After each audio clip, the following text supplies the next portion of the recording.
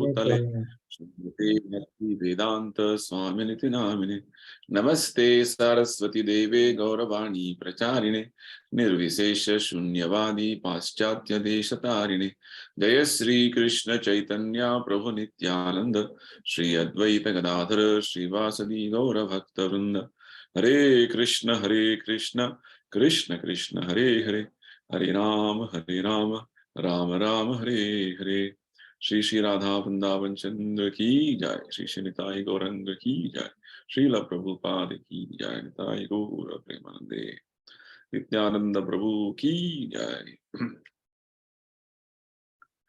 So welcome everyone for the Bhagavad Gita overview session. We have been discussing about the overview from second chapter. We have understood up to certain verses, up to verse number 20. We'll continue our discussion from 21 onwards.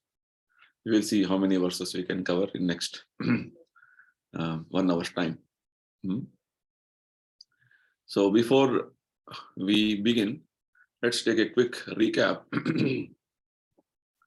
of whatever we have understood so far in the previous sessions.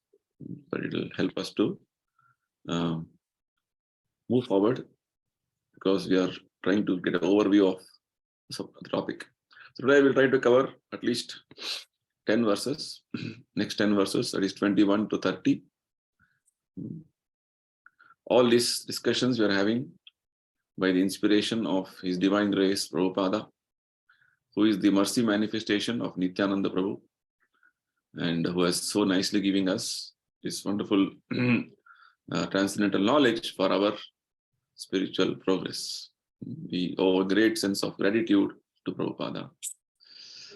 So this Bhagavad Gita begins with an introduction, or what is known as setting the scene, with chapter 1 titled Observing the Armies on the Battlefield of Kurukshetra.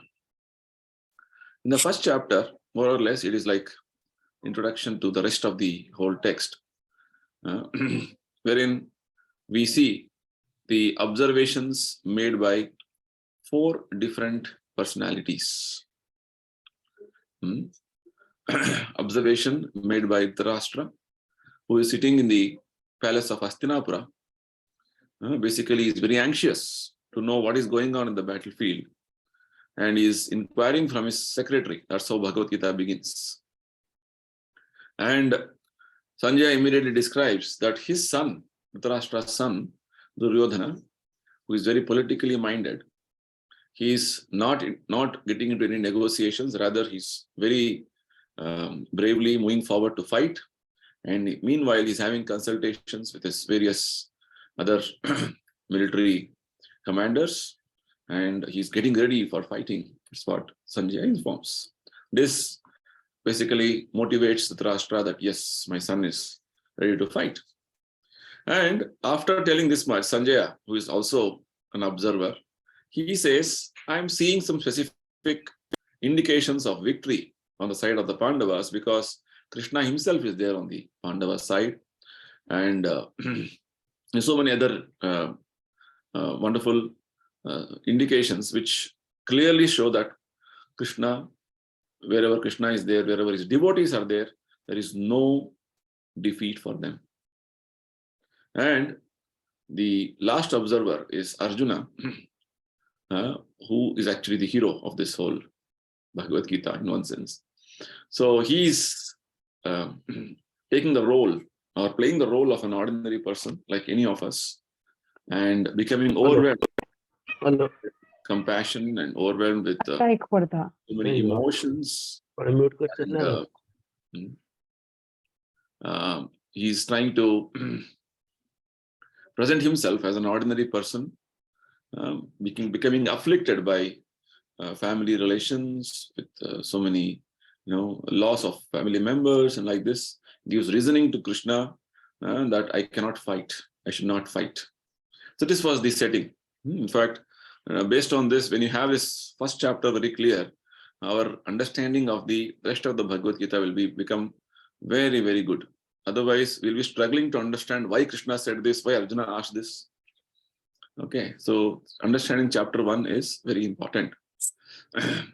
And the second chapter is actually the summary of the entire text of Bhagavad Gita.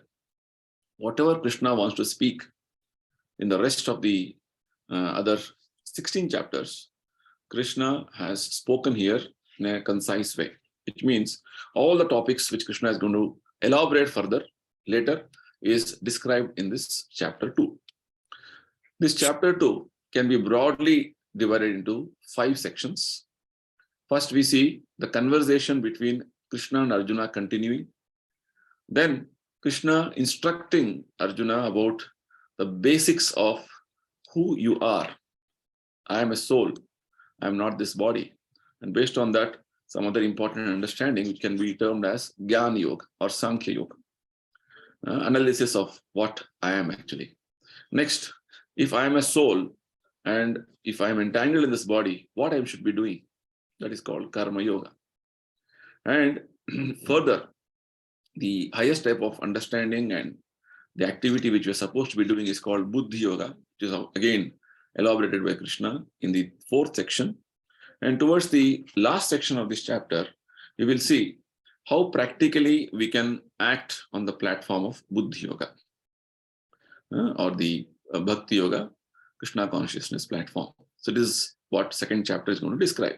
This is what Krishna explains further in detail with many other concepts which Krishna introduces in this chapter later in the other chapters.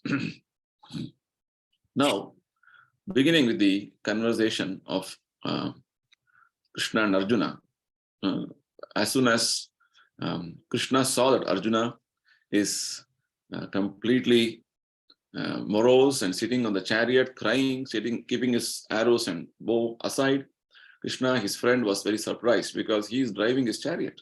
Krishna is driving his chariot. So immediately he chastised his friend, rebuked his friend by telling, "You are anarya. This activity of yours is not going to bring us any fame. Akirtikaram Arjuna, anarya justam akirtikaram. Asvargyam is not going to bring you any heavenly opulence or heavenly achievement." Like this, he went on scolding Arjuna, trying to cheer him up and trying to bring him, again, make him understand that fighting is important. Saying, "Why are you so weak in your heart?" So when Arjuna heard this from his friend Krishna, he further tried to convince Krishna that, "See, how can I fight with my great, with so great personalities like my own grandfather or my own teacher? You will not do this." Right? He started giving his logical understanding with regard to how he was overwhelmed with great respect for his elders, how cultured he was, and how can he kill his own, his own respectable personalities, Mahanubhava. So one side he was telling this, on the other side he was also getting confused. Now, whether I should fight or not fight, I'm not able to know Krishna. So at one point of time, he came to such point of perplexity and great confusion that he submitted himself to Krishna, saying that, "Now I don't know what to do, Krishna. Please accept me as your disciple and instruct me correctly what I should be doing. Because the way I am going through this dilemma is burning up my entire existence, so much so that even I get the heavenly kingdom or all the 3 worlds in this whole creation, I'll not be satisfied. So please instruct me properly." So as soon as Krishna heard this, that Arjuna is surrendering him as a disciple of his, he started smiling. Because the friend is becoming a disciple.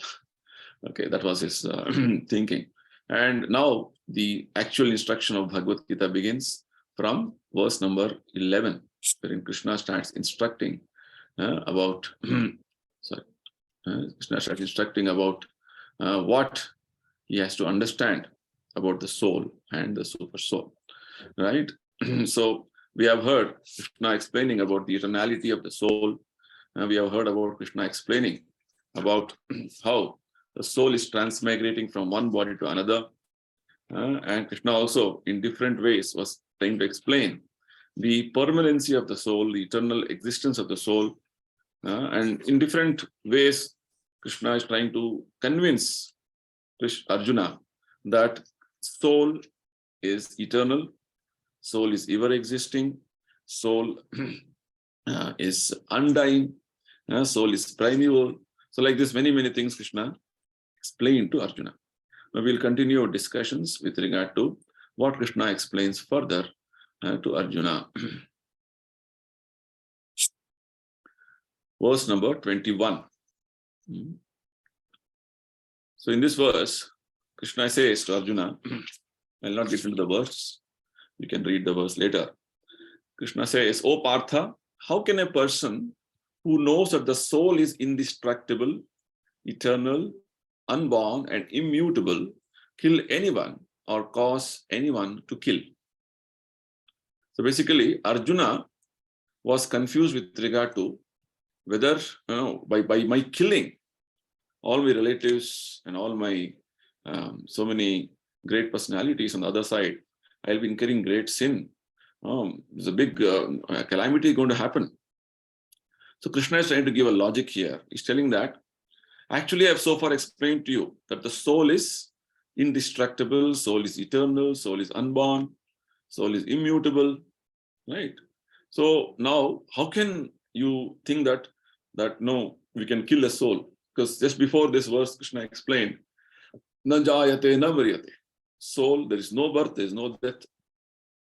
So what is happening is, Krishna is explaining to Arjuna that basically when there is a need for some specific activity for betterment of the whole society, we have to do that activity. We cannot simply because worry about, oh, I am killing somebody.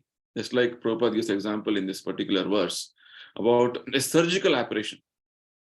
We have many doctors here in the session. A surgical operation, Prabhupada says, is not meant to kill the patient. Rather, it is meant to cure the patient, right? Similarly, Krishna is explaining to Arjuna that when there is religious fight, dharma yuddha, and that too sanctioned by Krishna, then it has a reason, it has a purpose. Prabhupada also gives one more example from Manu Samhita, wherein a person who is a murderer, as per the Manu Samhita, he has to be hanged so that he will not carry forward the sinful reaction of killing, so that he will not suffer in his future life. All his reactions are nullified and he'll start fresh in his next life. So this is something which is going to benefit the other person. Now, if you start debating why you have to kill him, so he has anyway killed, but doesn't matter, you should not kill him. This is all, very tiny understanding of our limited brains. So Prabhupada is trying to tell us, when there is a higher order, authoritative order, or especially here, Krishna himself is, has decided that the fight has to happen. There was no cause for any sinful reaction. That was one of the reasons why Arjuna was hesitating to fight. Sin will overcome us if we kill these aggressors. Atatayinaha. That was one reason he was giving, right? Krishna is trying to give him a proper understanding. No, actually, soul is not killed. And as a duty, you have to do your work. So in these 20 verses, from verse 11 to 30, Krishna is giving various reasoning, various logic, various facets of Vedic understanding to convince Arjuna that the activity of a Kshatriya is to kill and not simply step back. And also in this 20 verses, Krishna is trying to explain the nature of the soul. Again and again, Krishna is repeating, right? Avinashi, soul is indestructible. Soul is aja, unborn, which means we appear to be born, but we are actually unborn. And avyaya, it is eternal, right? Like this, Krishna is again and again trying to tell us that our position is not to be distracted. We are always eternal. It's a very important information Krishna is giving us. A wonderful revelation Krishna is making. Let's go to the next verse. Verse number 22. A very important verse. Most of you will be knowing this. Vasamsi jiranani yatha vihaya. The nice example Krishna gives As a person puts on new garments, giving up old ones, similarly, the soul accepts new material bodies, giving up old and useless ones. So here, Krishna is giving the wonderful understanding of how our bodies are continuously changing. Already this point Krishna has explained in verse number 13. He has already indicated. Dehinosmin yatha dehe kaumaram yavvanam jara. You are born as a child body grows into a boy grows into a youth grows into an old man. Again, once this body is no more usable, you will change to one more body. It's called as dehantara, or transmigration of the soul. So this changing of the body is an accepted fact, Prabhupada says. Even the modern scientists accept this fact, even though they may not know the soul is there, but this is a continuous phenomena. It is going on in our life. All of us, you see, when you're all householders, you have family, you have kids. Your kid is growing, and it's grown up now. You have grandchildren, they are growing. So this growth, this change is a natural phenomena happening here with our body. So Krishna says, this is exactly like how you change your dress. Today I am wearing a white shirt. Tomorrow I may wear a red shirt. That doesn't mean I have changed. Only I have changed my shirt. Similarly, Krishna gives the example of garments to our body. The body which we had when we were a child, that was one type of a dress. That dress has changed to a grown-up dress now. So this body is basically a dress only. You within the body, the soul, is the person who is unchangeable. So again and again, Krishna is trying to explain that the soul is actually you, the person. The body is not you. Body is just an instrument. It's a dress. Dress means today, if this dress is torn, I will change it to some other dress. Similarly, Krishna is explaining this change of dress is facilitated by Paramatma, super soul. And this aspect is described in all the Vedic literatures. Different Upanishads, different Vedas explain this aspect. And how it is happening, further Krishna is going to explain to us in the later chapters. Prabhupada gives a little hint in the purport, telling that Lord is sitting as Paramatma in our heart. He is witnessing all our activities and he is noticing all our desires. And based on our desires and actions, Krishna is awarding a suitable body for us next life. One body you get, in this body only you go through so many changes. In a body we go through 6 changes. They're called Shadvikara. And you're born, then you grow, you stay for some time, you produce byproducts, you dwindle and you die. This is with any material body. Okay, these are called Shadvikara, 6 changes. Whereas the soul doesn't go through these 6 changes. So the Jiva, the Atma, is actually struggling very hard in this material body. Krishna explains it later in 15th chapter. Manasastan indriyani prakriti stani karshati. Karshati means struggling for our existence. Why? Because we have forgotten that we are eternal. We have our eternal friend Krishna. This is our reason for suffering. As soon as you understand this, that I have eternal master Krishna, who is actually maintaining me, caring for me, I have to go back to my spiritual world. And you prepare like this, all the suffering is gone. Prabhupada quotes from the Upanishads, stating this fact that as soon as you turn your face towards Krishna, it means you begin devotion to Krishna, all the problem of your life is solved. Right? So here, example here is Arjuna has now turned his face towards his friend Krishna, eternal friend Krishna. In fact, Krishna is all our eternal friend. And now he has turned his face towards eternal friend Krishna and trying to understand Bhagavad Gita from him. When you do this, your problems of life are solved. As long as you don't do this, you'll continue to suffer in the material world. So basically, Krishna is advising Arjuna, why are you simply lamenting? For what? This bodily change of your grandfather or your teacher, anyway, they're old bodies.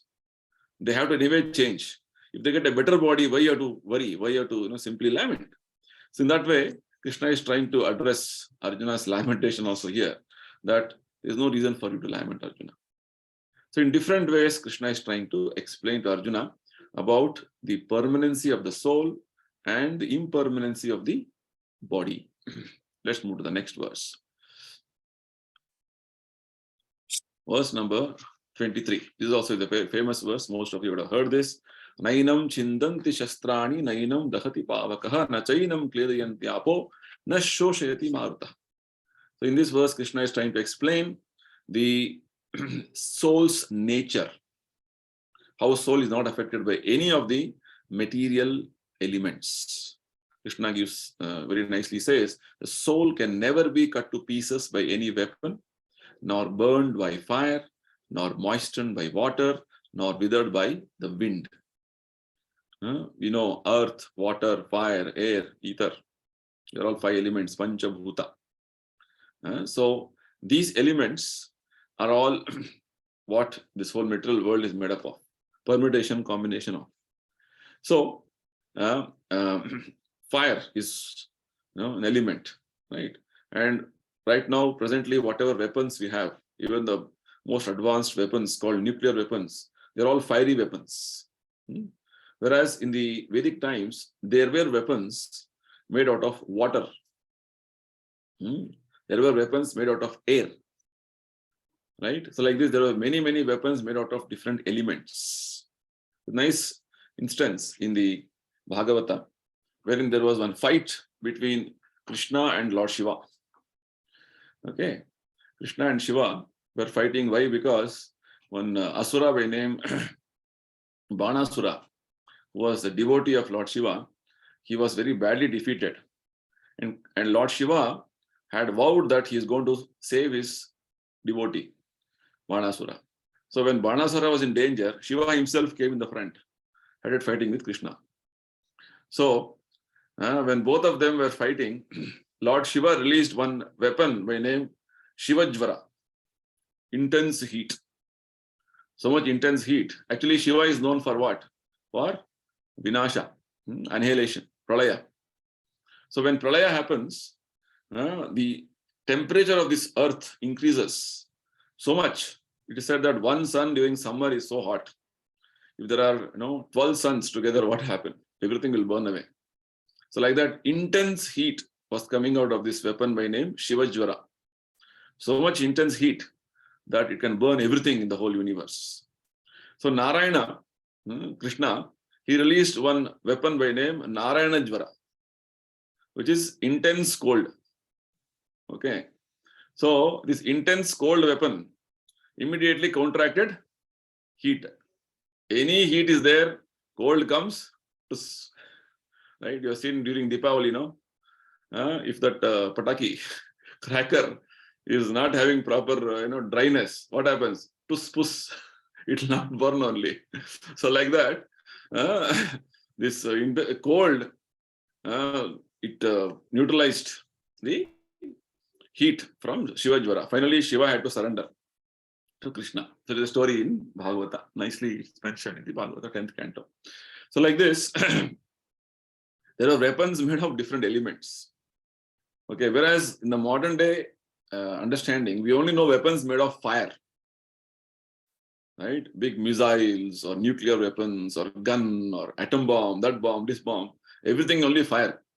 But there were weapons made of different elements that we have to understand. Just like you see in Ramayana, one weapon, one arrow comes, fire. One more comes water, it'll all go away. You have seen Ramayana serial earlier?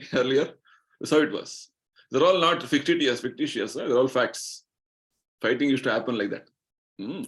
So Prabhupada explains how in the modern day they only know about fiery weapons, but there were so many other weapons. But soul is such that it cannot be affected by any of these weapons.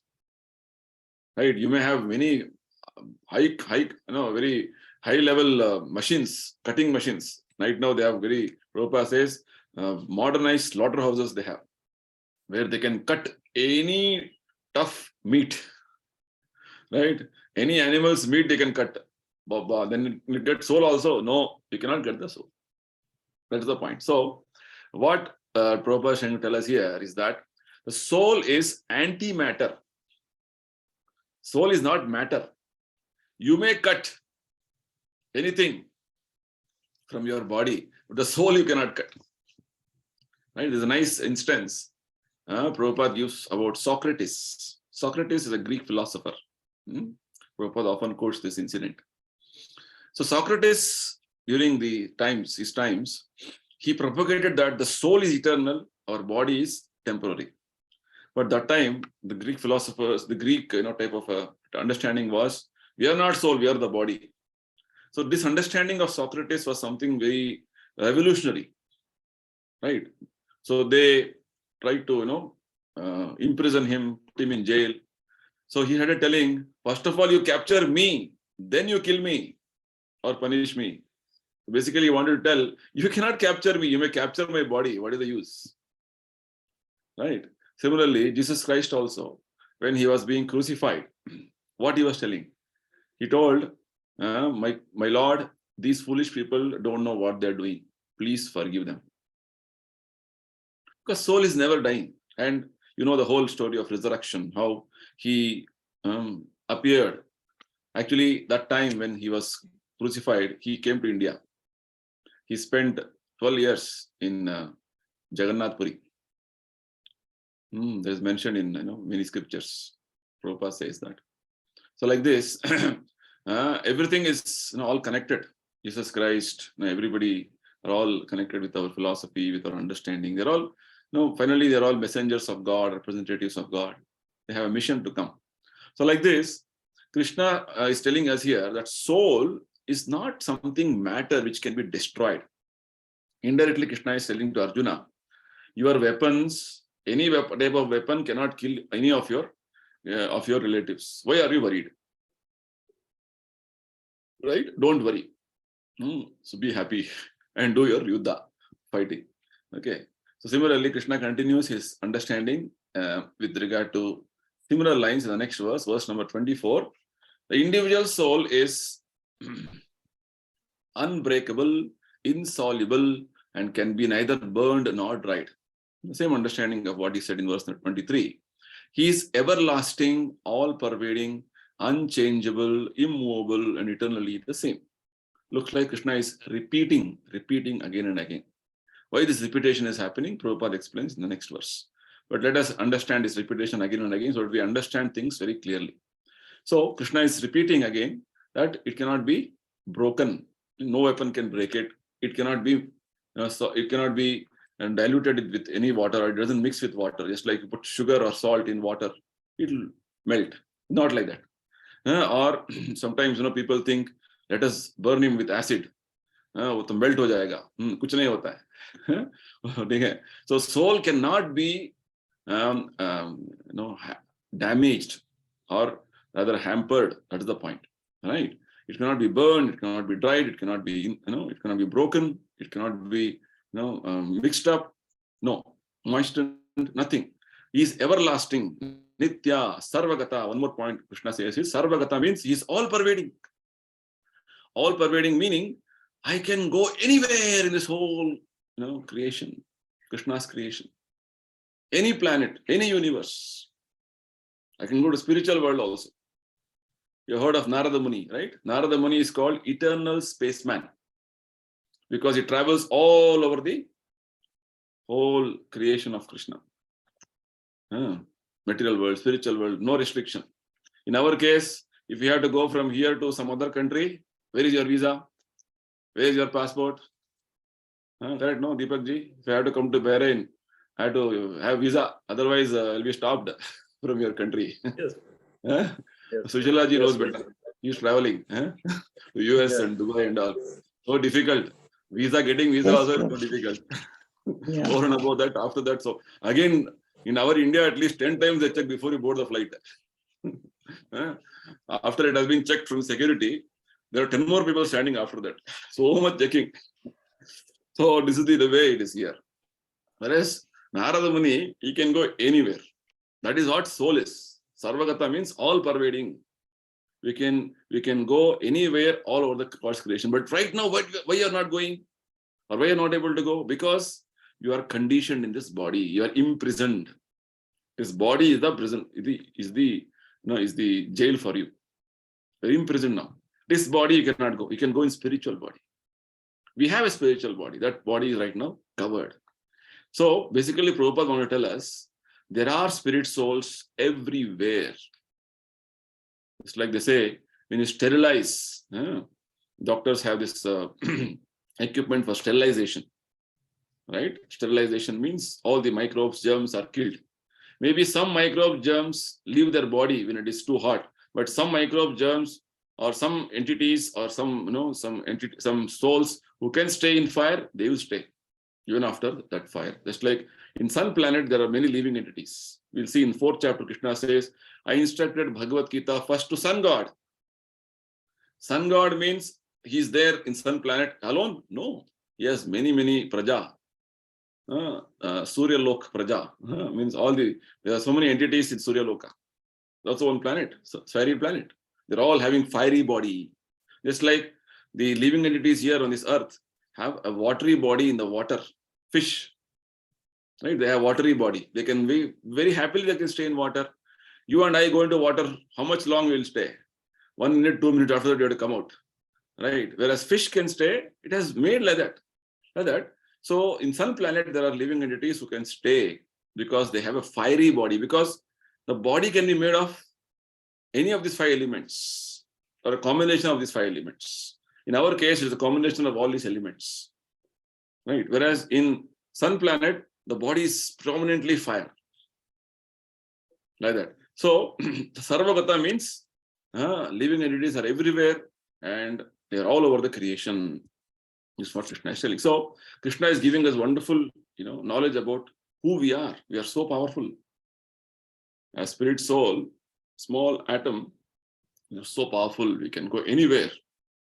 Then we are thinking, I cannot go. I am just within, this city or this particular home, this colony, this society. If you think like that, then you are conditioned. I am spirit soul who can go to spiritual world. That is my power. Krishna says, if you understand about me properly, next, after this leaving this body, you'll come to me within no time. That is our power. That we don't know. That is the problem. Okay, so Krishna is telling us very nicely that our situation is actually that we are all pervading, sarvagataha, and we are eternally existing. Let's go to the next verse. Again, very wonderful verse. Krishna says in verse 25, Avyaktoyam achintyoyam avikaryam uchyate. Tasmadevam viditpainam nanu sochitam. So again, Krishna is telling, nanu sochitam. Sochita, why are you lamenting? Right? Why are you unnecessarily lamenting, Arjuna? The soul is invisible, inconceivable, immutable, unchangeable. Knowing this, you should not grieve for this body. Right? When you know what you are actually, when you understand what you are, right? Just like Prabhupada gives example. A rich man's son somehow has forgotten that his father is so rich and he's just gone out sometime of his, early childhood and is loitering in the street like a beggar. Somebody tells him and makes him understand, you're actually not a beggar, you're the son of a rich man, go back to him. Then he'll be so happy, immediately goes back, father is ready to accept him. Similarly, the situation is like that. We're unnecessarily lamenting. I don't have this, I don't have that, I have this problem, that problem. No problem, go back to Krishna. That's what Krishna is telling. Why are you lamenting? No question of lamentation. Why? Because the soul is eternal. And very important qualities Krishna says. They are avyakta. Avyakta means, vyakta means visible, manifest. Avyakta means invisible. Why it is invisible? To whom it is invisible? To yourself. And any instrument you manufacture in this world. Until now, no modern advancement or no modern discovery is able to see the soul. They may say, I've discovered the most up-to-date microscope, electronic microscope. No, you cannot see. Soul is beyond your power of seeing. So it is invisible. Invisible means it cannot be seen by our material eyes. And secondly, Krishna says it is inconceivable. Very important. Achintya. Inconceivable means you cannot understand soul with our experiment, with our knowledge, with our intelligence. No. How can you know soul then? It is inconceivable, beyond our conception, beyond our understanding, beyond our intelligence. How can you know? Prabhupada says the only way to know soul is through the understanding from Vedic literatures. Whatever Vedic literatures, whatever Krishna speaks in Bhagavad Gita, from that I can know. So Prabhupada gives a very wonderful example for this. He says, if you want to know who your father is, the only and only source for you is to ask your mother. Only mother knows who is your father. Otherwise, you go on asking everybody in the world, are you my father? Are you my father? Nobody can tell you correctly. Correct? This is what Prabhupada says. Please ask your mother. She will give the right answer. So Mother Vedas gives us the right answer of who is our father, Krishna. So consulting Vedic literatures is very important to know who is our actual father. This is the understanding of what you mean by inconceivable. Because things are so difficult to even comprehend and know. It is beyond our conception. Soul, existence of soul, how it is so minutely existing in our body, and how we are transmigrating, is all beyond our conception. All this understanding Krishna can give through literatures. That you have to accept. Vedic knowledge you have to understand. That is how it is. That's why it is called inconceivable. Achintyoyam, avyaktoyam, achintyoyam, avikaryoyam uchyate. One more important quality of soul is it is immutable, unchangeable. Mutable means it can divide. One thing can become two. Soul is not like that. Soul can never divide. It is going to exist eternally like that. It is avikarya. Avikarya means it doesn't change like how we change our body. Our body changes, no? I told you 6 changes it goes through. Soul doesn't change like that. Soul is the same. Soul remains the same throughout this journey of this life and going forward. Next life, whatever soul remains same. Only because of your desires and karma, you get different bodies. Different dresses, basically. Somebody, when you see different living entities around us, we have to see, oh, this living entity is wearing the dress of a mosquito. This living entity is wearing the dress of a tree. This living entity is wearing the dress of a dog. It's like in a drama, what happens? Kids drama. Sometimes kids are wearing some animal dresses, vegetable dresses. Looks like they are, I am brinjal. Okay. Oh, I am that, I am this. So it's a dress. How this conception came about? Even in kids. Why? Because we are actually a dress. Plant is a dress. There are 84 lakh varieties of dresses which you can take. So many dresses are there. You go on like this, you'll become continuously, you can go on, be conditionally. It's called eternally conditioned. Nitya Baddha Jivana. Krishna says, what are you doing? And necessarily simply playing drama roles. Every life, different drama roles. One role, one life, human. Next life, dog. Next life, some other entity, mosquito. And one life, worm in the stool. What is this life? So come out of this whole drama, come to a level of real existence as spirit soul. Your real existence in spiritual world. Right? A person who is playing the role of a king in a drama, in his real life, he may be, ordinary peon. Only in the drama, oh, I'm a king. What is the use? So like that, we are playing so many drama roles here. Krishna says, what is the use? Now, Arjuna is playing one role. Oh, these are my friends, this is my relative, this is my kingdom. If I kill them, this all happens. You're lamenting. Why are you lamenting? So when problem comes in our life, we should think like that. All temporary, just for this time being. I'm eternal, so problems will come and go. Let me go on with my Krishna conscious activity and do whatever is required as a duty. Then everything will become, everything has to be handled in a philosophical perspective. If you don't handle life in a philosophical perspective, you become too much mental or emotional. and you'll be stuck in your life. That's what Krishna is trying to tell us. Don't become emotional and mental. You become spiritual. Very important instruction. Okay. Let's move forward. Verse number 26. Krishna says, now Krishna gives different philosophies to convince Arjuna. Okay, you may not understand the soul is existing. There are so many philosophies, Bauddhavada, Shunyavada, Karmavada.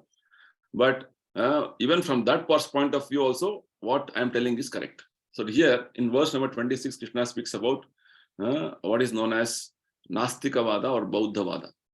If, however, you think that the soul is perpetually born, will always die, still you have no reason to lament, O mighty armed Arjuna.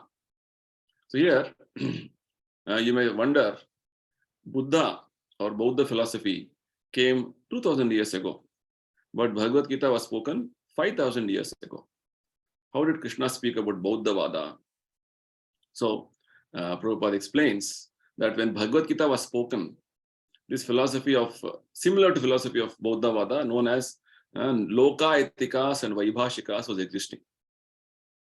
It's almost same understanding, different names.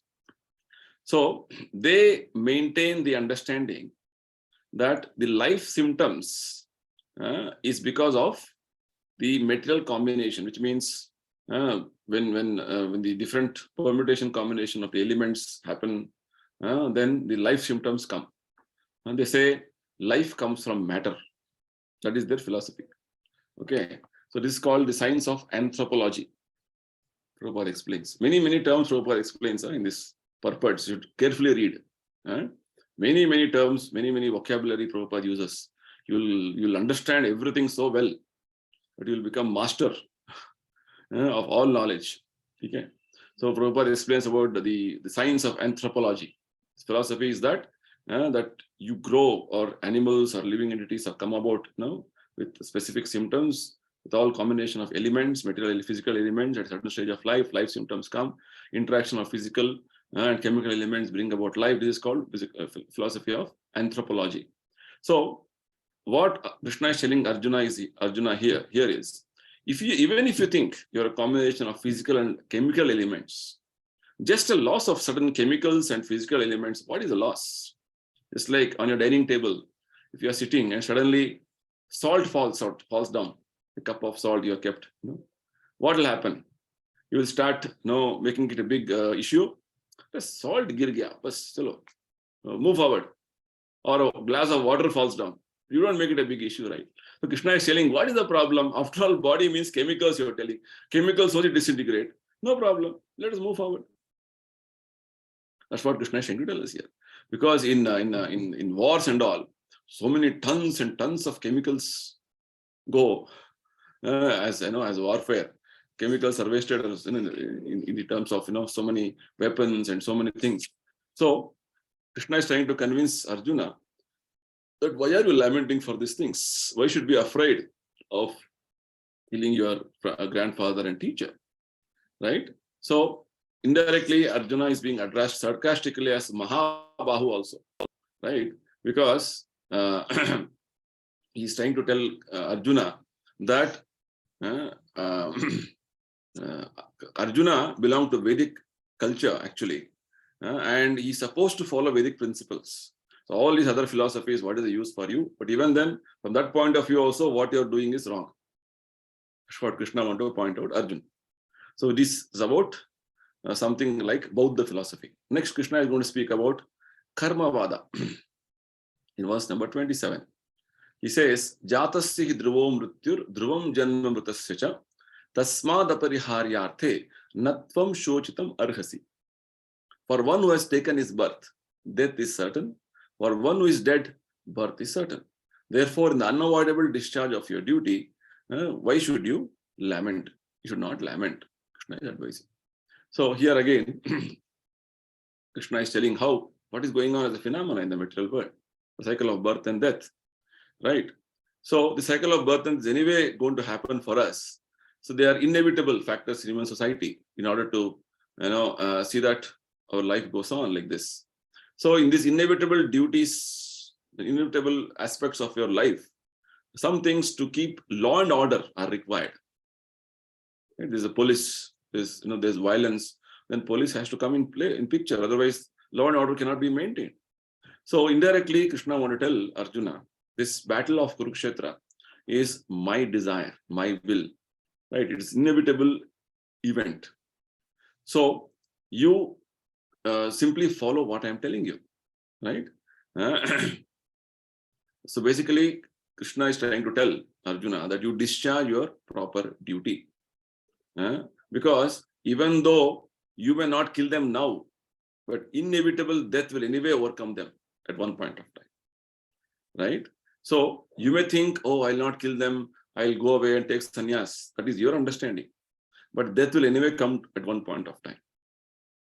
So don't get away or don't run away from your duty, discharge of duty. Do your duty. This, duty is worship. This karma-vada, karma-vimamsa. We'll speak about this later. Some other, this chapter only later on will come. Karma-vimamsa don't believe in God. They believe in laws of nature. And they don't know who made the laws of nature. They just think duty, duty, duty, duty. Only doing duty. But what for you're doing, you don't know. That's the problem. So this is the point here. So indirectly from the point of karma also, Krishna is trying to explain. You have to do your duty. Why are you running away? Things will happen. You have to do your duty. Right? So Bauddhavada, Karmavada. Now Krishna is going to explain Shunyavada. In verse number 28. He says, all created beings are unmanifest in their beginning, manifest in their interim state, and unmanifest again when they are annihilated. So what need is there for lamentation? It's like, the Shunyavada means everything was Shunya, now it is manifested, again it becomes Shunya. That is called Shunyavada. Okay. So these are all called atheists as per the Vedic wisdom. They are Nastikas. So even for the argument's sake, Krishna is trying to present one more type of a understanding here. We accept this atheistic theory. Still, Arjuna had no reason for lamentation. Right? So, just like the Shunyavada is, everything remained as elements, zero. A building is made, a skyscraper building is made with a different permutation combination of material elements. Somewhere earth is there, somewhere water is there, somewhere fire, cement, that, this. Oh, big building has come up. Recently we had these twin towers in Noida, Delhi NCR. Within 9 seconds, those twin towers were demolished. Why? Because they were illegally constructed. And the government, after 12-15 years of various arguments and court, finally passed the order, demolish. So such a big tower, skyscraper tower, within no time it became dust. So looks like it was dust, it became dust. Shunyavada. Right? So like this, Krishna says, anyway, this body is like a one dress. It didn't exist earlier, now it has come as a body, again it will go away. So why you have to lament? That is the philosophy. So from different perspectives, Krishna is trying to explain how the Arjuna's lamentation is of no use. Very nice example Prabhupada gives here. Actually, the material body has no factual existence in relation to eternal soul. This material body, what you have, Prabhupada gives a nice example, one more place. He says, right now, when you're awake, you think, I'm this, I'm so and so, I'm working like this. But when you sleep, this body is not working. You're in a dream world, some other body. Dream body is going on everywhere. There, Prabhupada says, you're thinking you're a king sitting on a chariot, Raja, right? So like this, neither you are this living awakened body nor the dream body. Both are in one sense illusion, right? Actually, you are eternal soul. So like this, different ways, Krishna is trying to explain the eternality of the soul. All these various aspects, Krishna is trying to explain in different perspectives. Why? Because Krishna is trying to make it very clear that soul is different from matter. So in this understanding, Arjuna should not make any error, any mistake. Soul is not like matter. Soul is totally different, object. It's called antimatter. Very early days, even before Prabhupada came to US, he wrote one book by name Easy Journey to Other Planets. In that book, Prabhupada explains about matter, antimatter. For spiritual, Prabhupada used the word antimatter. Antimatter means it is not having any material qualities or nature. That's the point. Okay, fine. So let's go to the next verse. So in this way, Krishna is trying to conclude in last two verses. In verse number 29, he says, some look upon the soul as amazing, some describe him as amazing, and some hear of him as amazing, and while others, even after hearing about him, cannot understand him at all. Right? Actually, soul is amazing. You say that one movie is going on now, Pathan, right? Big news everywhere. It has already crossed some 700 crores earning. Wow, super hit. And the hero is telling, if a sequel comes, part 2 comes, I'm happy to act in that movie, right? And we're all appreciating, wow, what a movie, everywhere it is going nicely. And who is doing that? Is that hero doing? No. The soul in that hero is active. The soul leaves the body, no use. Pathan also not there, his father also not there. Right? That is the problem. When the soul is active, oh, so amazing, amazing movie, amazing art, amazing dance, amazing this, we go on doing this, right? So like this, Prabhupada gives different examples. We appreciate big gigantic banyan tree, right? Or very wonderful nature. Like this, so many things we may say. Nice tree, nice plant, nice bird. Oh, so beautiful bird, so beautiful animal. Cute dog or cute animal. So you go on telling, but within that body, there is a soul. Actually, we're appreciating soul. Oh, amazing, amazing. When you say amazing, it is appreciation of the soul. When the soul is not there in the body or any other aspect of our whole working, it is no use. Just like a hero or a heroine is very amazing, right? When the soul is there. Prabhupada says, I will no. If I propose you, go and marry this dead body of a woman, will you do? No, you will not. Why? Because no soul, dead body, what is the use? Which means you are amazed by the presence of the soul. That's the point. So the soul makes the person very great, very wonderful, very amazing. Similarly, there is super soul acting in this whole creation in an amazing manner. This we have to identify and recognize. So basically, in this verse, Krishna is trying to explain that the amazing aspects of this whole creation is all because of the presence of soul and super soul. Right? And one who is not accustomed to see in this manner, they only see the body and they don't see the soul behind it. Just like somebody accomplishing something. It's not that he has accomplished on his own. It is only by sanction of super soul. And because of the soul's some desire, some karma, so many things are there. That we have to understand. This is what Krishna is trying to explain here. So some say that some describe him as amazing, some look on him as amazing, some hear of him as amazing, while others, even after hearing about him, cannot understand him at all. Basically, Krishna is trying to explain that understanding soul is not easy. It is possible only by the pure devotee's mercy. Right? Guru Krishna Prasade Pai Bhakti Lata Bija. By the combined mercy of Guru and Krishna, we can understand, or rather we can get the seed of devotion, and by the mercy of Guru or Nityananda Prabhu, we can understand about who I am, what I am.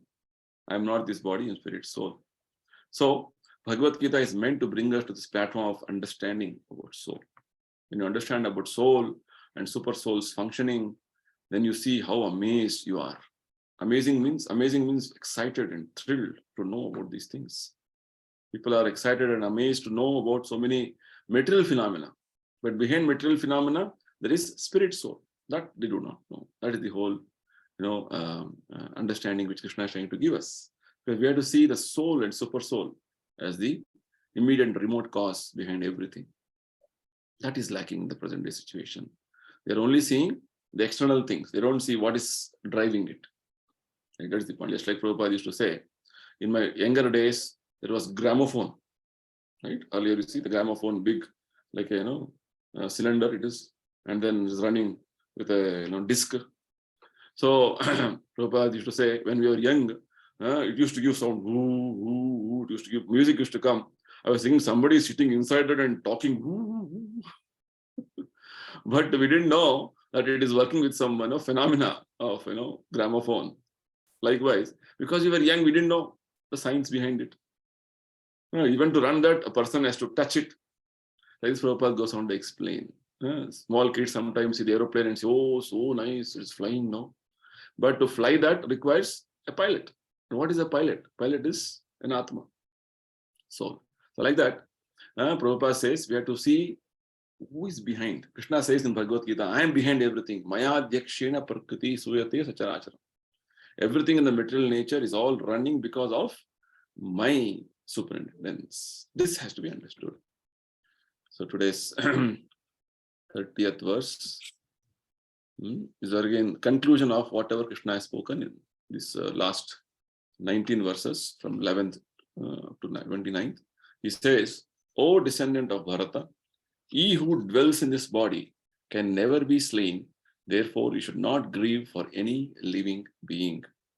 He's concluding that the soul within the body is indestructible. Dehi nityam avadhyoyam. It cannot be killed.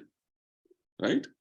So, soul is immutable, unchangeable, deathless. Again and again, Krishna is trying to explain soul's immortality, soul's eternal nature in different ways. Right? Soul is eternal, body is temporary. This important aspect you have to understand from this whole discussion. 20 verses. You have to repeat every day. Morning 10 times, evening 10 times. What? Soul is permanent, body is temporary. Soul is permanent, body is temporary. Easy, no? This is the understanding. You repeat many times, okay. Then sometimes you start thinking, what I'm repeating? Okay, soul is immortal. Soul is immortal means I am immortal. Body is temporary. Body will not stay. If you repeat many times, then only it will go into our buddhi. Otherwise, it will not go. So, Krishna is trying to indirectly tell Arjuna, don't give up your duties or don't abandon your duties out of fear that your grandfather and teacher like Bhishma and Drona are all going to be killed or die in the battlefield. Right? So we have to understand that the soul is different from the material body. Soul is immortal, and whenever there is violence required for the body, for the upkeep of law and order and upkeep of dharmic principles, then that you should always follow. Which means sanction of the Lord has to be followed.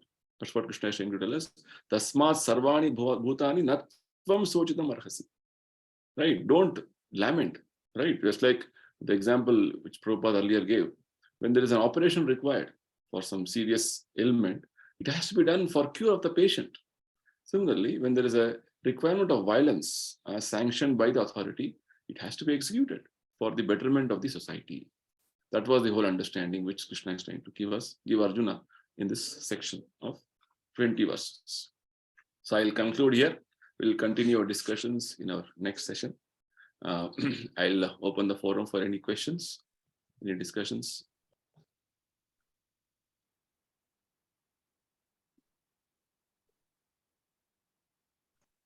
Hare Krishna.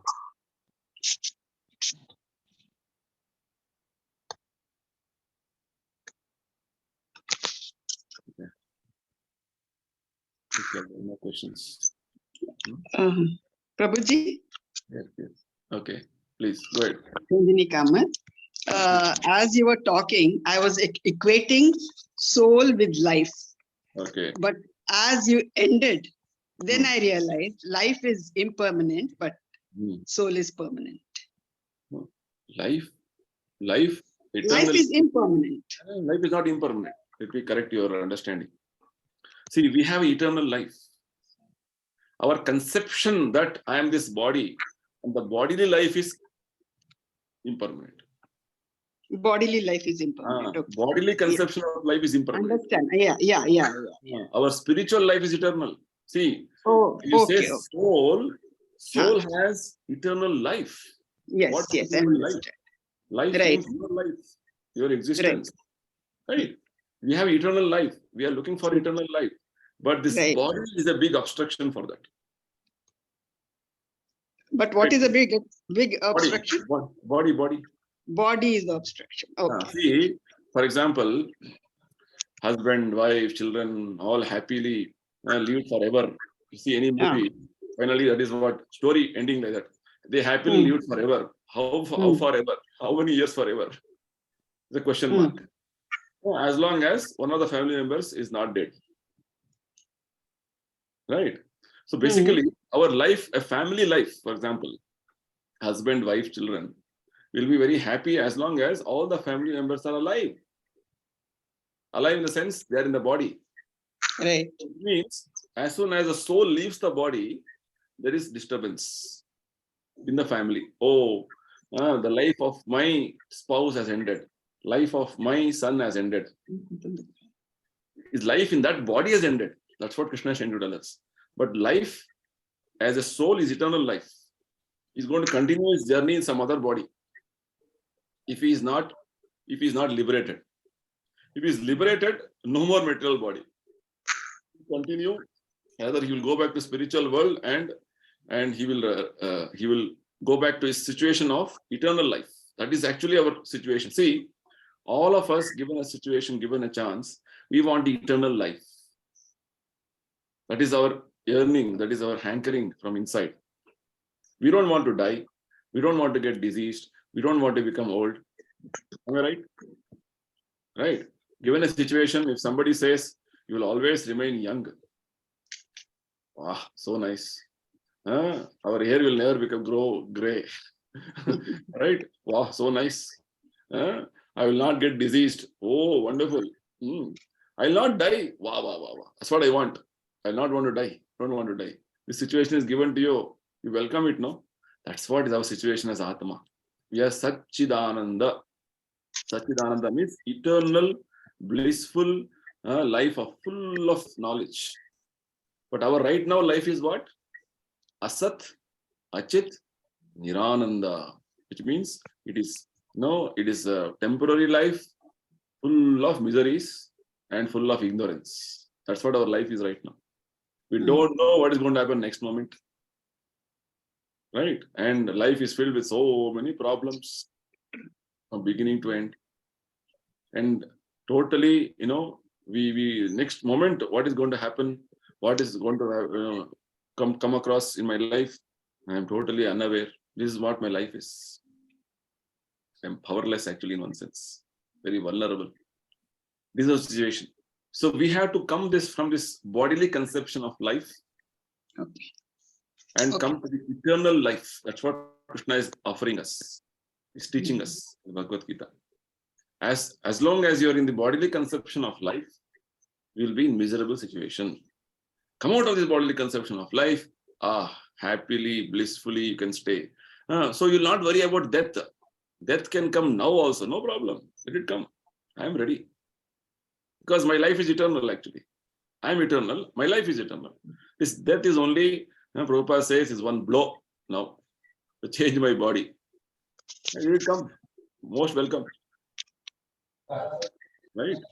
So that is what devotees always, have this type of understanding. They're not worried about, or they're not very much concerned about death. Any moment let it come. I'm ready. Whereas people who are having bodily conception of life, they think, when I will die, very afraid of death. What will happen? Who will take care of me? That, this and all, they're worried because they don't know that they're eternal. Their life is eternal. That is the meaning of bodily. The material life means bodily conception of life.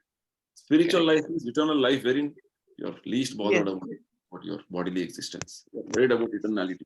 Prabhuji, I have a doubt, but when we have this body, then only we recognize our soul, na? जब तक शरीर नहीं मिलेगा तब तक हम आत्मा को कैसे पहचानेंगे?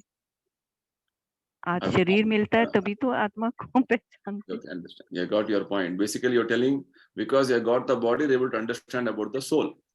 Yes. The point you have to understand is rather this human form of life, what we have got, is that type of a dress or a body wherein we can understand about the soul in a complete way, a complete proper way.